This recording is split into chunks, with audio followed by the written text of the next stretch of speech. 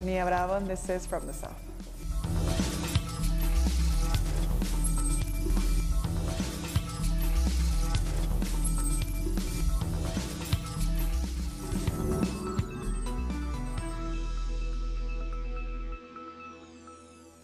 The Secretary General of the Organization of American States, Luis Almagro, has threatened military force against Venezuela. Almagro said that a military intervention aimed at overthrowing President Nicolás Maduro shouldn't be ruled out. His comments came during a visit to the border Colombian city of Cúcuta.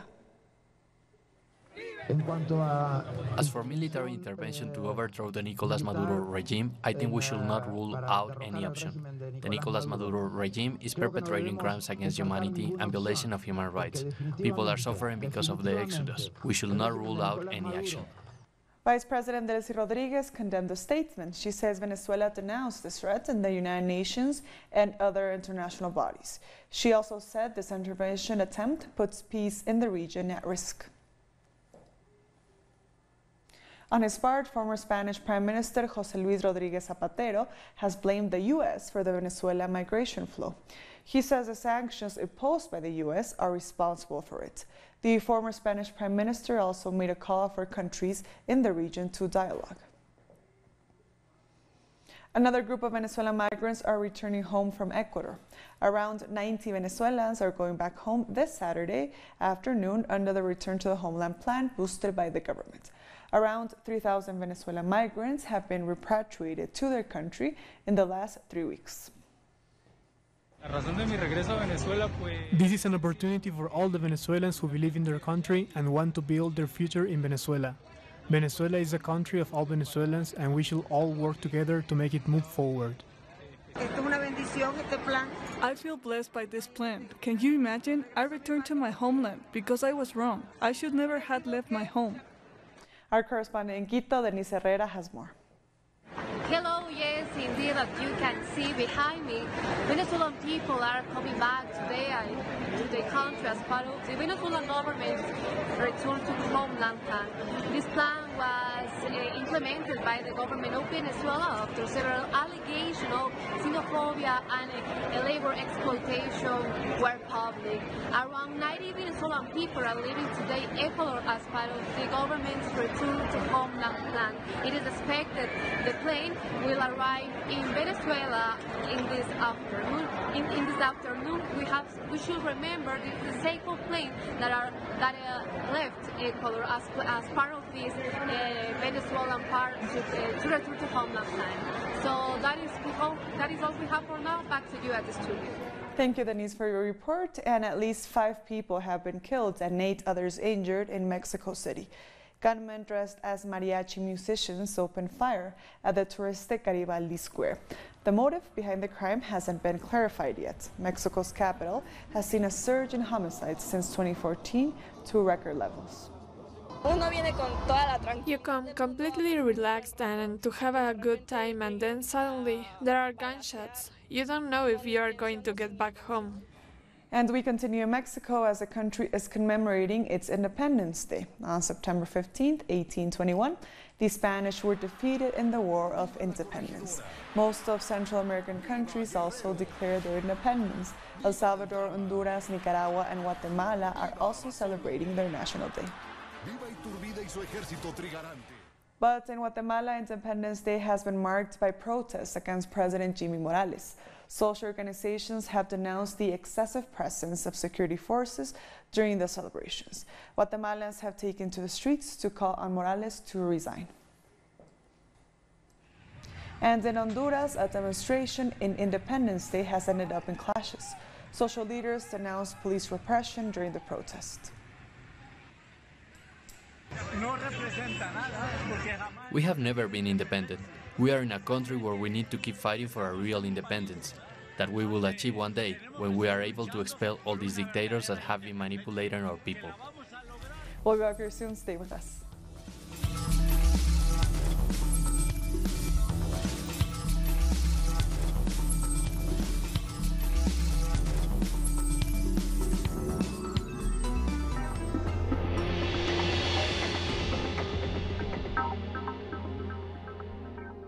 Watch this special interview to Miguel Díaz-Canel.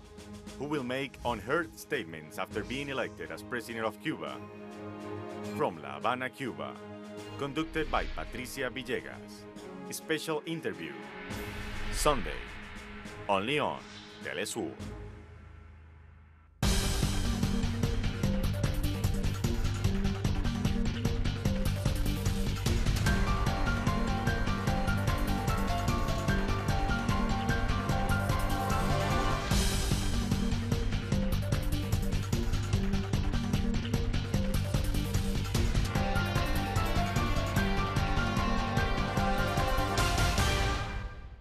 Watch this special interview to Miguel Díaz-Canel, who will make unheard statements after being elected as president of Cuba.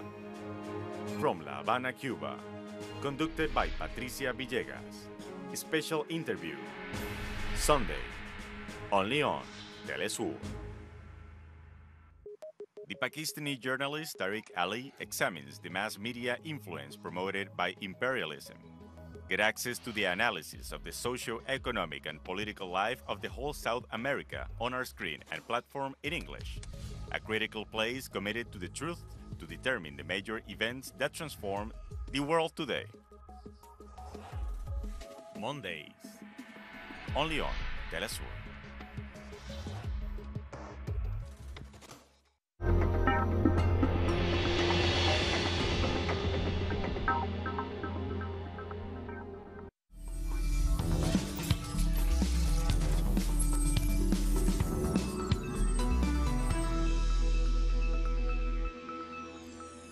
Welcome back. A former Colombian commander has appeared in a court of the Special Jurisdiction for Peace. Retired General Ricardo Montoya is accused of executing civilians in a case known as false positives. Montoya was the head of the army in the government of former President Álvaro Uribe. He is the highest-ranking military officer to appear before this court.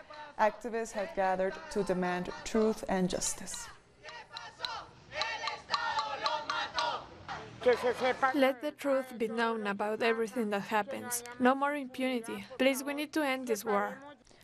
And Venezuela has signed 28 cooperation agreements with China. President Nicolás Maduro says he is satisfied with the outcome of his visit to the Asian nation. This visit has boosted the relations between China and Venezuela in a key moment for the implementation of our program for the economic recovery. It strengthens our strategy and it gives us The stability. Venezuelan President Nicolás Maduro and his Chinese counterpart celebrated their bilateral relations after their meeting. They vowed to strengthen the ties between both nations. We are signing 28 agreements to strengthen our shared development, billions of dollars on investment to develop our companies in the oil field. Maduro and the Chinese Foreign Minister Wang Yi also closed the 16th meeting between both commissions. They also witnessed the signing of these agreements that focus on energy, communications, aerospace cooperation, human resources, mining, and financing. China and Venezuela are good partners and together have overcome all difficulties. In 2014, President Xi Jinping made an important visit to Venezuela. There it was decided both nations will cooperate on agreements to improve our societies. We are willing to work with the Venezuelan people to strengthen the exchanges, especially on the Road and Belt Initiative. Both countries agreed on cooperating on economic and human resources training as well. $5 billion will be destined to the mixed company Petrosumano and the production of gold and iron. Venezuela's future and development is part of a great power formed by Latin America and the Caribbean. These agreements are perfectly aligned with the Recovery and Growth Economic Plan. Maduro also paid tribute to the heroes of China in the monument of Tiananmen Square. He then held meetings with Prime Minister Li Keqiang. Maduro confirmed his will of strengthening the bond between Beijing and Caracas. A 12% fuel price hike in Argentina has triggered widespread concern about a subsequent increase in public transportation fares. We have the details in this report. Consumers already grappling with rising unemployment and low wages have been dealt yet another blow. The devaluation of the peso and increased production costs for YPF and Axion are having a profound effect. The YPF energy company was the first to do it. Then, as it happens every time, oil prices increased. And then the other companies followed it. Naturally, this affects economy as a whole, and especially families, because they need to spend more time on public transport. This is also terrible for logistics and for every aspect of our economy. A transportation ticket will not cost up to 30 cents. This is way too high for commuters who earn very small salaries.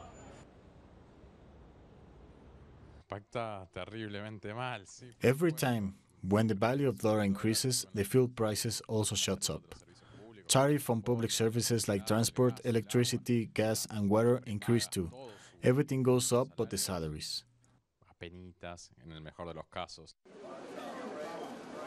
Experts say with these economic policies, unemployment rates are sure to reach 10%. This could cause a terrible recession, and it's the workers who will be hardest hit.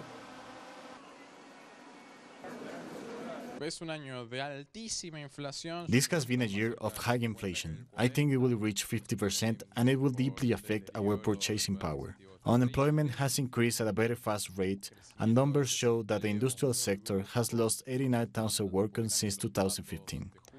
The unemployment rate will reach a two-digit number soon, which hasn't happened since 2006. This is the third fuel hike in a month. G20 trade ministers have agreed to push for a reform to the World Trade Organization. During their meetings in Argentina, officials acknowledged the need for an urgent discussion on the development of international trade to avoid trade wars. It is clear that we all agree that it's extremely important and urgent that we find proposals so that the World Trade Organization be more responsive to the challenges that trade faces today. Every time we enter into such action or start such thing as quote-unquote trade wars, they always have a global impact. We'll have to see if in any way, there are countries that benefit or are damaged, or open up windows of opportunities. And Bolivia continues to lead the charge for de-dollarization, a move against the power of the US dollar. Bolivia remains the leader in the de-dollarization on the South American continent, with figures nearing 100% of the national currency used for savings and transactions, according to the first semester economic report from the central bank.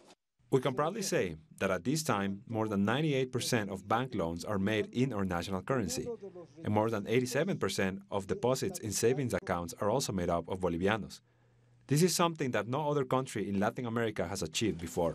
A decisive factor in maintaining economic stability and a strong national currency is that exchange rates have remained under control. The dollar has cost 6 Bolivianos with 96 cents for the past 7 years. Achieving and maintaining stability in currency exchange is one of the requirements for economic strength.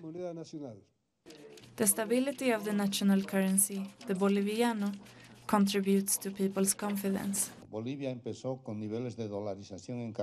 While other economies have dollarization levels in the 50 to 60% range, Bolivia records nearly 0%, after suffering through dollarization levels of nearly 100% back in 2004. These factors have made it possible to strengthen the economy. It is expected to be one of the fastest growing in the region, growing 4.4% this year alone. We have registered the lowest inflation rate in South America. High growth and low inflation is a very difficult combination to achieve.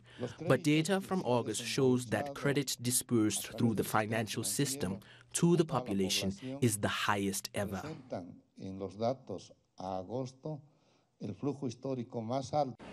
Another outstanding fact about the financial sector is its ability to maintain low interest rates. The interest rate at the Bolivian Central Bank is a mere 0.5%. Presidential candidate Fernando Haddad has been campaigning in a Rio de Janeiro favela with vice presidential candidate Manuela de Avila. The candidates were greeted by throngs of supporters. Haddad came out strongly against financial interest while advocating for more public investment. He also denounced political opponents for destabilizing Brazil's democracy. The living expenses ceiling is a measure that doesn't work because it doesn't create fiscal room for investment. And without public investment, with families unable to consume, Without cheap credit, the economy won't pick back up, and the finance problems will get worse instead of better. International dignitaries are meeting in Sao Paulo to extend their support to the jailed former Brazilian president, Luis Ignacio Lula da Silva. The former prime ministers of France, Italy, Spain, and members of the Workers' Party are attending the event. They are discussing the stakes of Brazil's upcoming presidential election in the absence of Lula. Politicians described his situation as an attack to democracy. Lula's presidency was marked by 3 milestones. The first one, the fight against poverty that was never seen before. Second, the defense and respect of environment. And the third, the birth of the so-called BRICS, a new international reality, a progressive Brazil to change the goals and priorities.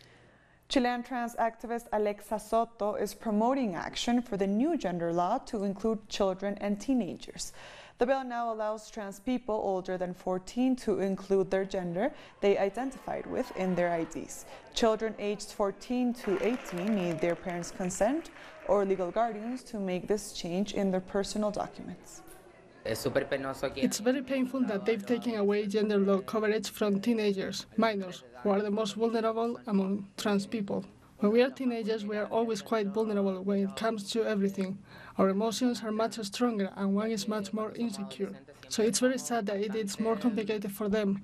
It doesn't really protect them, as everything is more complicated. The process of changing one's name and validating their identity is more difficult. Chilean authorities have raided 4 more Catholic Church offices looking for new evidence related to the child sexual abuse scandal. A report lists 119 sexual abuses cases currently being investigated in the church. Chilean Bishop Juan Barros has resigned after he was accused of covering up sexual abuse, which took place in the 80s and the 90s. Antigua and Barbuda's government has said that its exclusion from the visa renewal waiver with the U.S. is based on its support to Venezuela. The waiver would eliminate the need for citizens to pay in-person visits to the U.S. Embassy in Barbados to renew visitors' visas. The government isn't ready to buckle because of the support they've received from Venezuela since 1974. The cabinet says the United States is an important ally, but they're not going to abandon their friends over visa concerns. And earlier, my colleague Soyuni Gray spoke to our Antigua correspondent Gemma Handy about this situation. She explained the new U.S. rules have complicated matters for citizens, but they are in full support of their government's position on the matter. It causes considerable headaches and expense for people here to have to fly to Barbados to renew their visitor visas. It's fairly expensive. It's a few $100 for a round trip. Just to put that into perspective, the minimum wage here is around $3 an hour. So in addition to the time, it's also quite costly as well. People here are obviously not very happy about it. I think sentiment largely, they're in support of the government's position. Lots of people here have been very grateful beneficiaries of the support we've had from Venezuela. So, I mean, the opinion is a little bit mixed as well. Of course, people are also reluctant to do anything that sort of could upset the US and put us in bad stead with them too. So lots of differing opinions here in Antigua and Barbuda. A film shot in indigenous Aymara language in Peru has been recommended to the Oscar. Huiña y Pacha tells the story of an elderly couple abandoned by their children. They live waiting for their visit and maintaining their religious customs respectful of nature. This is the first film completely filmed in Aymara. The movie has also been chosen to represent Peru at the Spanish Academy Awards, the Goyas.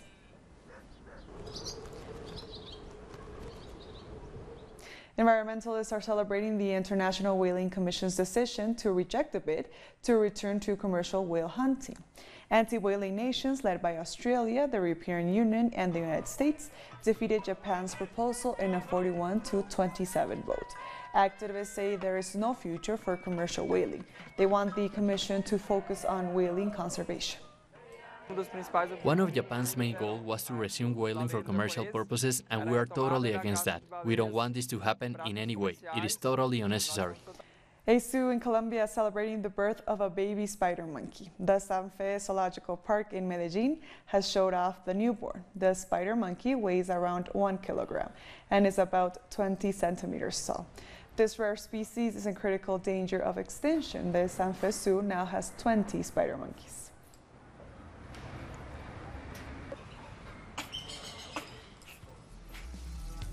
We'll be back very soon. Stay with us.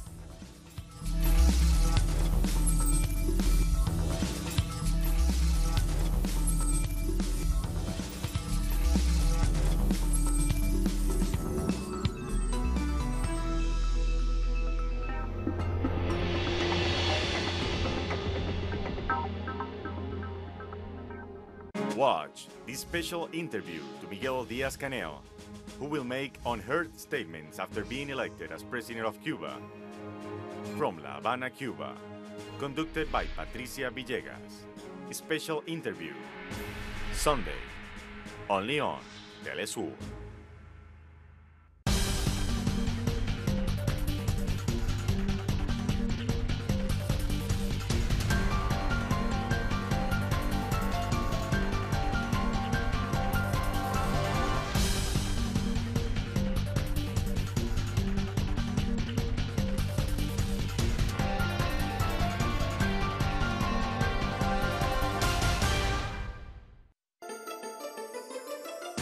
The ruling world order has always subjugated the masses. But who are the actors behind every move? What are their real interests? We analyze every move on Critical Move. Weekdays, only on Telesur. Watch this special interview to Miguel Díaz-Canel, who will make unheard statements after being elected as president of Cuba. From La Habana, Cuba, conducted by Patricia Villegas. Special interview, Sunday, only on Telesur.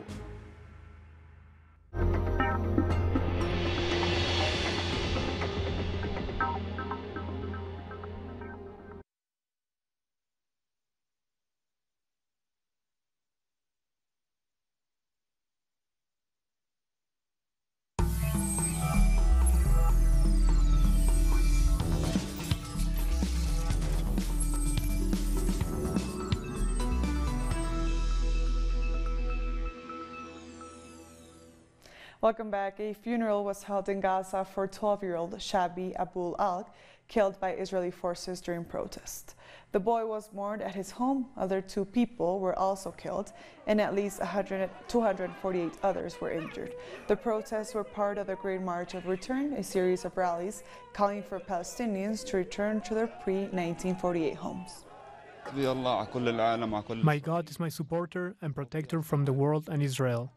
Not one of them cares about us. Children die and no one cares about that. Thousands of demonstrators have taken to the streets of Mali to challenge the presidential election results. They are supporting opposition candidate Soumali Sis, who lost in the runoff amid accusations of fraud. Protesters are also asking for transparent parliamentary elections to be held. Sis also joined the demonstrations.